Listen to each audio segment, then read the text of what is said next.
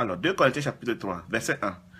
Est-ce que nous devons recommencer à nous mettre en avant? Certains ont besoin de vous montrer des lettres de recommandation ou de vous en demander. Est-ce que nous aussi, nous en avons besoin? Notre lettre de recommandation, c'est vous. Elle est écrite dans nos cœurs. Tout le monde la connaît et la lit. Oui, c'est clair. Le Christ lui-même a écrit cette lettre et c'est nous qui l'avons apportée. Elle n'est pas écrite avec l'encre, mais avec l'Esprit du Seigneur, Elohim vivant. Elle n'est pas gravée dans la pierre, mais elle est gravée dans les cœurs humains. Devant Elohim, nous sommes sûrs de cela à cause de Christ. Premier arrêt pour méditer ce début de ce chapitre de 2 Corinthiens chapitre 3. L'histoire ici, c'est que Paul, dans le chapitre précédent, a étalé aux Corinthiens le but pour lequel il rend ministère et tout l'amour qu'il leur porte. Et il espère que les Corinthiens comprendront un jour que c'est une grâce, un privilège qu'Elohim leur a fait de les mettre ensemble. Alors, au chapitre 3, Paul leur demande, il a appris qu'il y a des personnes qui s'opposent à son ministère, qui se sont présentées aux Corinthiens, portant des lettres, soi-disant des recommandations de je ne sais pas moi qui, comme pour dire qu'ils sont les vrais envoyés des anciens de l'Église, des personnes les plus considérées de l'Église. Et Paul demande aux Corinthiens, moi, je ne vous ai jamais présenté une lettre de recommandation. Les autres vous ont apporté des lettres de recommandation. Est-ce que vous croyez que j'ai aussi besoin de vous prouver que je suis un apôtre de Christ? Est-ce que vous croyez que j'ai besoin de vous demander de me donner des lettres de recommandation pour la suite de mon ministère?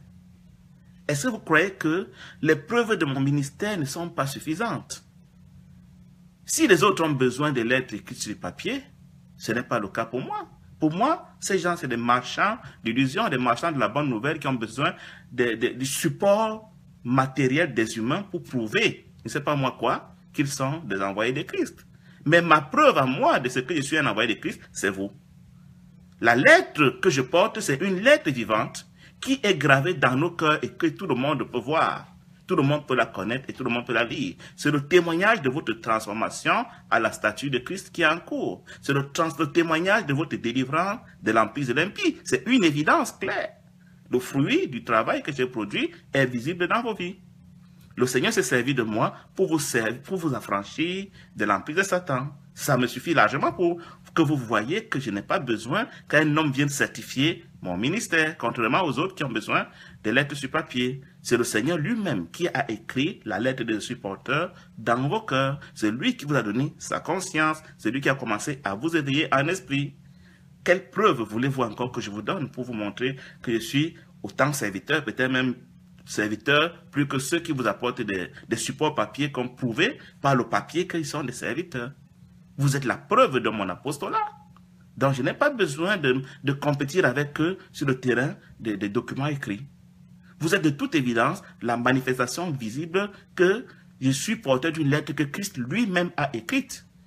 Je ne suis que le porteur, le serviteur, parce que cette lettre n'est pas écrite avec de l'encre sur du papier ou bien sur des tablettes de pierre. Non. Cette lettre est écrite dans vos consciences. J'habiterai dans leur cœur. Je serai leur Elohim, ils seront mon peuple. Et Elohim habite dans vos cœurs. C'est visible par votre transformation. Donc, je n'ai pas besoin de support papier. Je n'ai pas besoin de preuves humaines. Je n'ai pas besoin de recommandations, ni de vous, ni des autres serviteurs qui sont ailleurs, pour prouver à qui que ce soit que je suis un serviteur. Et cette conviction de ce que je suis un serviteur, dans la présence du souffle sacré, dans la présence d'Elohim, je la tiens de Christ. Et j'ai une assurance que je suis autant serviteur que les autres qui se veulent plus serviteurs que moi. Donc, je me passerai bien et très longtemps des recommandations humaines. Donc, c'est une première introduction que Paul nous donne par rapport à son ministère auprès des Corinthiens, parce qu'il y a des gens qui s'amusaient à contester son 2 Corinthiens au chapitre 3, verset 5. Nous ne pensons pas que nous sommes capables de faire quelque chose tout seuls, mais c'est Elohim qui nous a rendus capables de faire ce que nous faisons. De grâce, bien-aimés, c'est Paul qui parle, n'allez pas croire que quand j'écris ce que j'ai écrit, je suis en train de prétendre que c'est moi qui suis l'auteur des œuvres que je produis. Non. Cela m'est donné par Elohim, c'est lui qui me rend capable, c'est lui qui m'équipe, c'est lui qui me fortifie, c'est lui qui me donne la révélation, c'est lui qui m'enseigne, et puis c'est lui qui m'encourage en dépit des épreuves que je peux rencontrer. Donc ce n'est pas mon œuvre, c'est l'œuvre d'Elohim, et la gloire lui revient à lui seul, pendant que je produis du fruit pour sa gloire, pendant que je travaille à répandre sa conscience dans l'univers de la forme, je ne compte que sur lui. C'est ce que Paul nous dit au verset 5. Verset 6. C'est lui qui nous a rendus capables d'être les serviteurs d'une alliance nouvelle. Cette alliance ne dépend pas de l'ancienne alliance, la loi écrite, qui était fondée sur la loi écrite, mais elle dépend du souffle sacré. La loi écrite donne la mort, mais l'Esprit Saint, le souffle sacré, donne la vie. Ça, c'est un verset qui pourrait faire l'objet de tout un livre, de toute une exhortation, des jours et des jours de commentaires, d'explications. Nous allons nous arrêter, prendre un peu de temps pour expliquer ce verset biblique qui peut paraître hermétique à ceux qui n'ont pas la révélation des Écritures. Donc, ici, il faut d'abord distinguer ce que Paul appelle l'ancienne et la nouvelle alliance. C'est Elohim, dit-il, qui l'a rendu capable d'être serviteur d'une nouvelle alliance qui est en fait la phase d'accomplissement de l'alliance scellée avec Abraham. Je suis très mal à l'aise personnellement de parler de nouvelle alliance dans la Bible parce que l'alliance en vérité est unique. L'alliance a été scellée avec Abraham et elle s'accomplit en Christ Yeshua.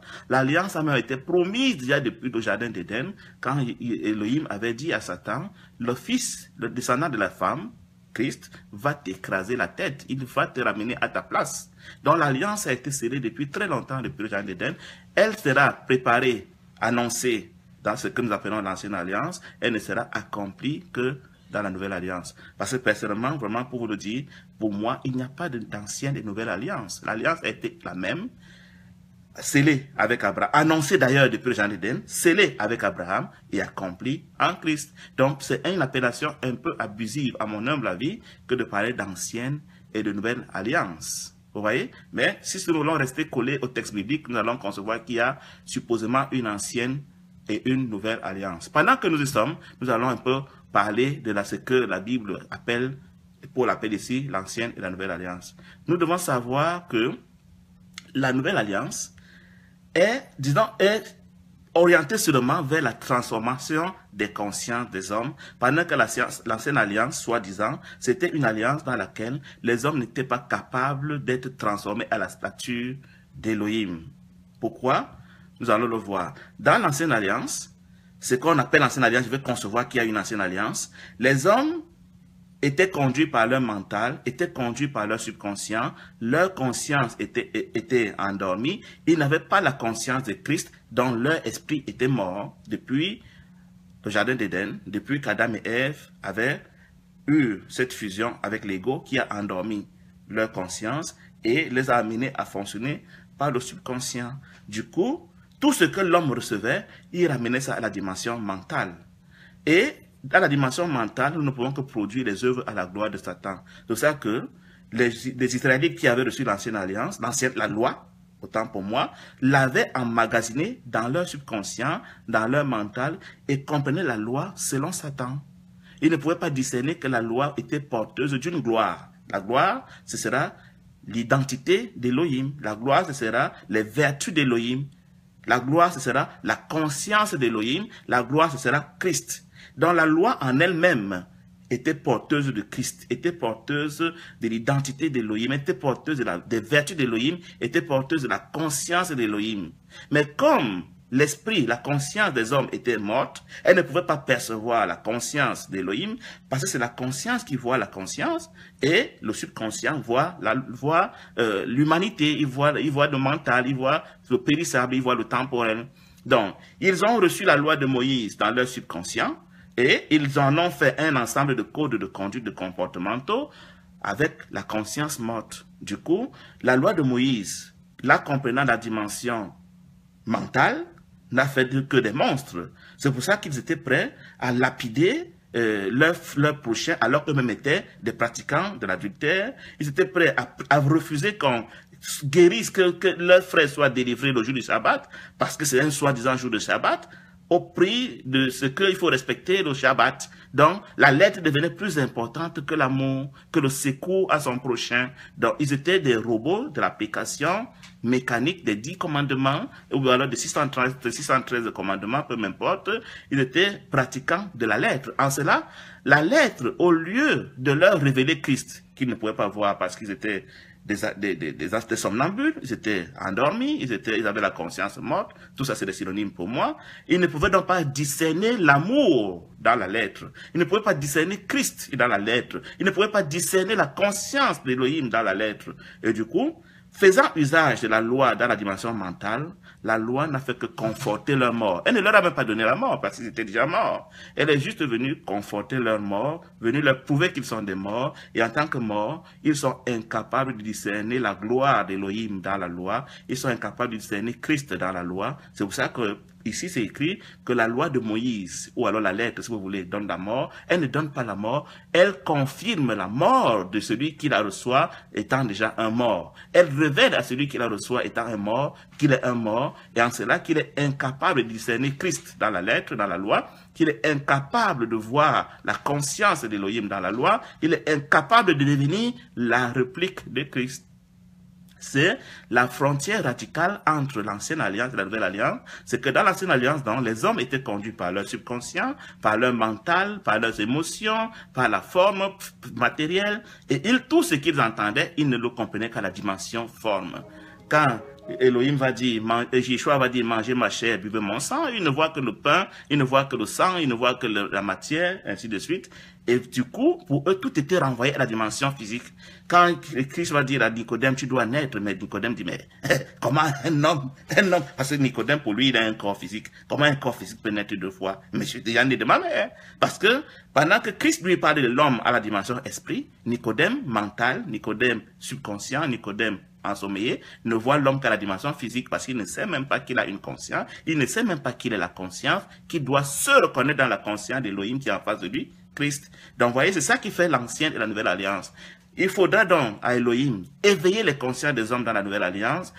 Les consciences étant éveillées peuvent donc reconnaître Elohim en Christ, peuvent reconnaître en Christ la conscience d'Elohim et donc à fusionner, adhérer, s'identifier à lui, parce que la conscience s'identifie à la conscience, pendant que le subconscient s'identifie à la forme. C'est ça la différence entre la supposée ancienne alliance et la nouvelle alliance. C'est que dans l'ancienne alliance, Elohim ne peut pas s'installer dans les cœurs des hommes, tandis que dans la nouvelle alliance, avec des esprits éveillés, Elohim peut adhérer, fusionner, devenir un avec les hommes, parce que les hommes étant éveillés en conscience, ils peuvent donc se connecter, adhérer, fusionner, se marier à la conscience d'Elohim qui s'est manifestée en nous, en Christ Yeshua, dans un corps physique.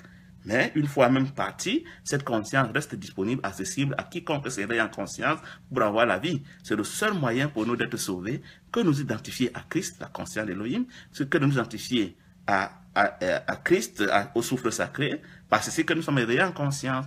Si nous ne sommes pas éveillés en conscience, nous allons demeurer dans la compréhension mentale des Écritures. Et vous pouvez faire le constat avec moi aujourd'hui, mes bien-aimés, que la plupart d'entre nous ne sommes pas encore transformés à la statue de Christ. Certains disent même que c'est impossible, c'est normal. Des hommes mentaux, quand ils lisent la Bible, ils ne peuvent pas comprendre que la Bible parle d'esprit. Pour eux, la Bible parle de forme. Et puis, ils vont vous dire, mordicus et convaincus que nous sommes enfants du diable, condamnés à demeurer des êtres humains, des êtres, des antéchrists, incapables de devenir la réplique de Christ. Mais nous verrons dans ce chapitre à la suite, Paul va nous expliquer comment il est possible de devenir la réplique de Christ et nous comprendrons en quoi nous sommes des imposteurs qui s'ignorent, des gens qui ont prétendu qu'ils sont nés de nouveau, baptisés Saint-Esprit, remplis de je ne sais pas moi quoi par là, en faisant des miracles, alors que dans notre vécu, tous nous pouvons voir que nous n'avons rien. 2 Corinthiens chapitre 3 verset 7. Les paroles de la loi de Moïse étaient gravées sur de la pierre et Moïse était au service de cette loi qui donne la mort. Malgré cela, ce service lui donnait une grande gloire. Et à cause de la gloire qui brillait sur son visage, les Israélites ne pouvaient pas le regarder, pourtant cette gloire ne durait pas.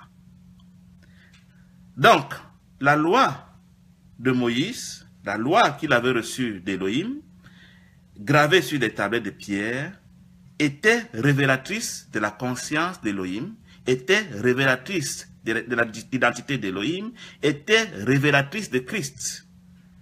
Mais les Israélites, comme je l'ai dit tantôt, ne pouvaient pas regarder cette loi, ne pouvaient pas comprendre ce qu'elle cachait, ne pouvaient pas discerner Christ dans cette loi. Et Moïse, qui s'est tenu devant Elohim, a eu le visage transformé à la statue de Christ, manifestée par ceci que son visage était rayonnant, comme translucide, comme brillant, parce qu'il avait reçu, par le fait qu'il avait contemplé Elohim face à face, il a été transformé, lui Moïse, et la transformation était visible sur son visage. Son visage brillait comme d'un éclat surnaturel. Et cet éclat surnaturel était simplement la manifestation de Christ, de ce que la Bible appelle la gloire, n'est tout simplement que la conscience de Christ qui brillait donc sur Elohim. Et sur Moïse. Et les Israélites, eux étant charnels, ne pouvaient pas tenir devant la conscience de Christ. Nul ne peut me voir sans être transformé à ma stature. Ou tu es transformé à ma stature, ou tu meurs, dit Elohim. Donc, Moïse étant donc porteur de la conscience de Christ, ceux qui n'avaient pas la conscience éveillée ne pouvaient pas tenir à regarder cette conscience.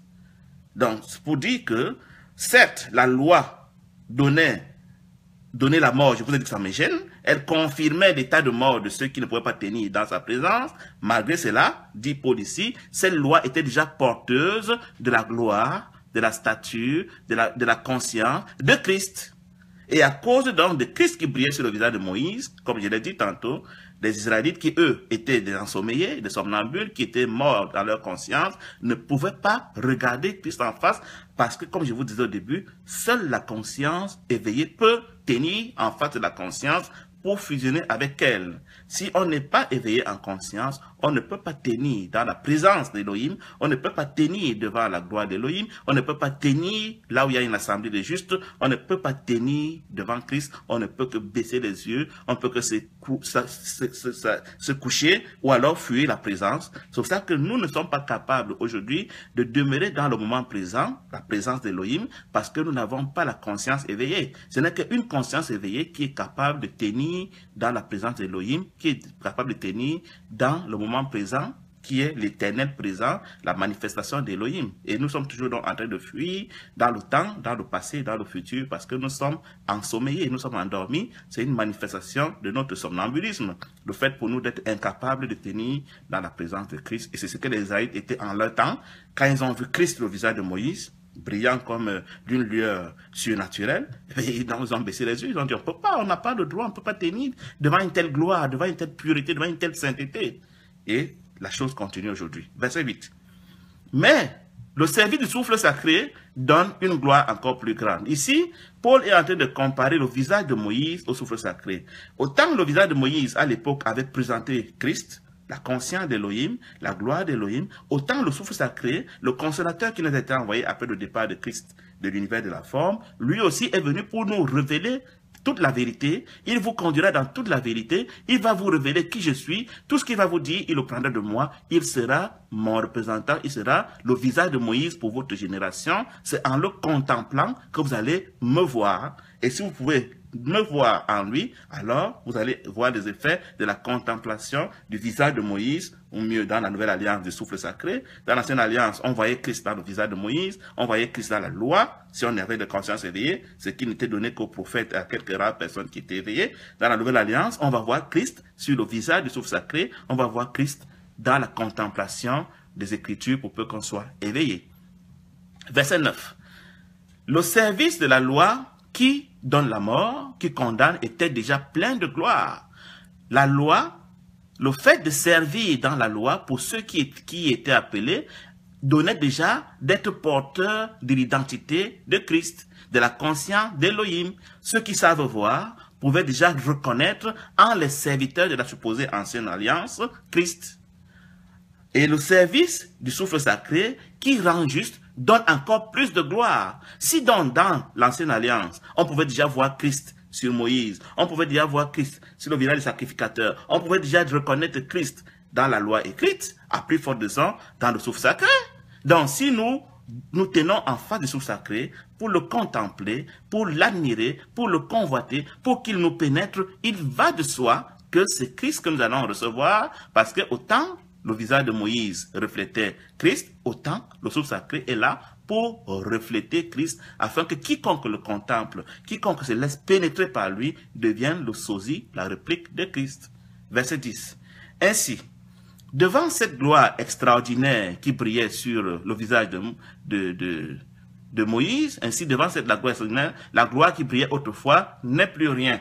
Quand nous comparons la gloire qui se manifestait sur le visage de Moïse et la gloire qui se manifeste par le souffle sacré, mais il n'y a pas match. C'est un peu, là on peut comparer la gloire qu'on voyait sur le visage de Moïse à la lumière d'une bougie par rapport à la gloire qui se manifeste sur le souffle sacré qu'on pourrait comparer à la lumière du soleil. Entre les deux, il n'y a pas photo. Donc aujourd'hui, prendre Moïse pour son Messie, encore que ceux qui prennent Moïse pour leur Messie ne reconnaissent pas Christ sur son visage.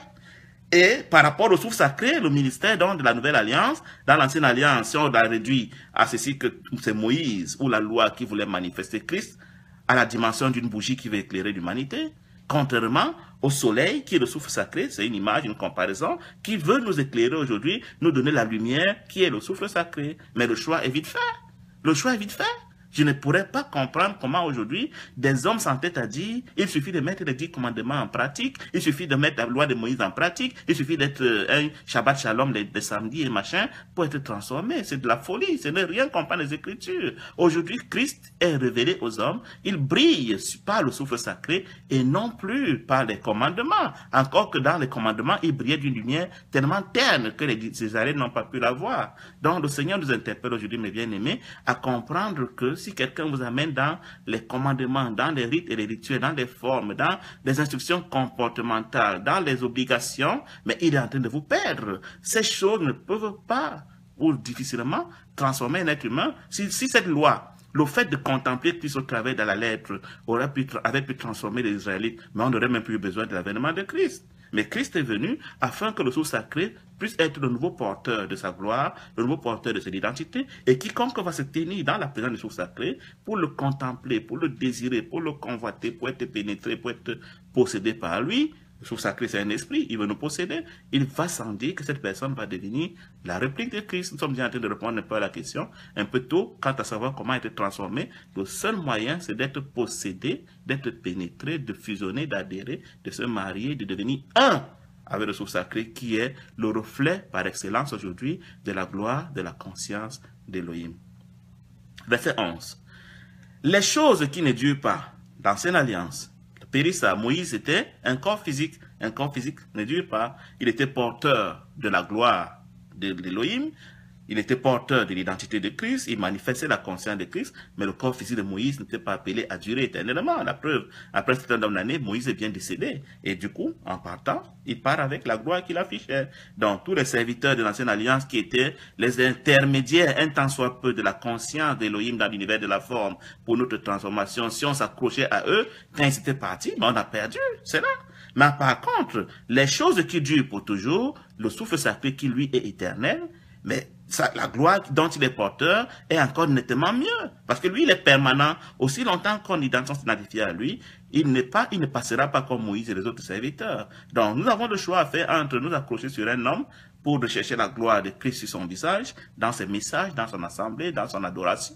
Ou alors, nous accrocher au souffle sacré pour recevoir la conscience d'identité d'Élohim par le souffle sacré. Le choix est vite fait pour moi. Mais certainement, il y a d'autres personnes qui pensent autre chose par ignorance et ils vous diront Elohim nous a sauvés pour nous rendre capables d'obéir à la loi dans l'ignorance, alors que la loi n'était faite que pour nous révéler Christ, mais elle n'a pas été capable de cela dans la mesure où nous étions morts en conscience, mais une fois éveillés en conscience, pourquoi voulez-vous que j'ai encore me soumettre à ces rudiments de commandements et d'instructions? Non. Une fois, il dit dans Romains, Paul nous dit dans Romains chapitre, je crois, 8 au verset 2, que pour ceux qui sont éveillés en conscience, il y a une seule loi, c'est le souffle sacré. Ce ne sera jamais les 10 commandements, ce ne sera jamais les obligations comportementales, ce ne sera jamais les rites et rituels, Shabbat Shalom, je sais pas moi, comment vous appelez ça, les fêtes de l'Éternel et autres. Ça, c'est de la pure folie, c'est du pur somnambulisme dans lequel une bonne partie de l'humanité est encore, verset 12 au verset 18 de 2 Corinthiens chapitre 3. Donc, Avec cette espérance, nous sommes pleins de confiance. Fort de ce que nous sommes, nous comparons, nous aujourd'hui, serviteurs de la Nouvelle Alliance, nous sommes porteurs de la gloire du souffle sacré. Moïse était porteur de la gloire par la loi, nous sommes porteurs de la gloire par le souffle sacré, ce qui nous donne plein de confiance quand nous rendons ministère. Verset 13. Nous ne faisons pas comme Moïse qui mettait un voile sur son visage quand il allait devant le peuple d'Israël. Nous affichons le visage découvert parce que la gloire dont nous rayonnons, que nous présentons, que nous communiquons à ceux qui nous écoutent, à ceux que nous enseignons, c'est une gloire qui vient du souffle sacré. D'ailleurs, les Israélites ne pouvaient pas voir la fin d'une gloire qui ne dure pas. Donc Moïse savait que sa gloire est temporelle, et du coup, il en était comme s'il se sentait indigne d'être porteur d'une telle gloire parce qu'il était de passage, et du coup, il la cachait aux Israélites. Et c'était même comme une sorte de malédiction que Moïse prononçait sur eux parce que, en leur cachant la gloire, du coup, ils ont été privés de la gloire jusqu'à aujourd'hui. En vérité, verset 14, leur conscience était morte.